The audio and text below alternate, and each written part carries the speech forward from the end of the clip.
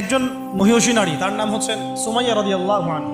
সুমাইয়া রাদিয়াল্লাহু আনহা একজন দাসী।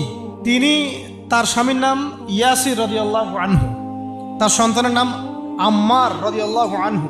তারা তিনজনই ইসলাম কবুল করেছেন। আর আবু জেহেল, আবু লাহাব, উতবা সাহেবার যে দারুন নাদওয়া, মানে ওই সময়কার কাফেরদের পার্লামেন্ট, ওখানে সবকিছুর এই শয়তানিগুলার মোজাকারা হইতো আর কি। তো ওইখান থেকে মানে বিল পাস হচ্ছে সুমাইয়া রাদিয়াল্লাহু আনহাকে একেবারে শুইয়ে দিয়ে ওদের মধ্যে একদিকে মারা হচ্ছে, আরেকদিকে বলা হচ্ছে যে মুহাম্মদ সাল্লাল্লাহু আলাইহি ওয়াসাল্লামের এই দিনটাকে অস্বীকার করতে হবে।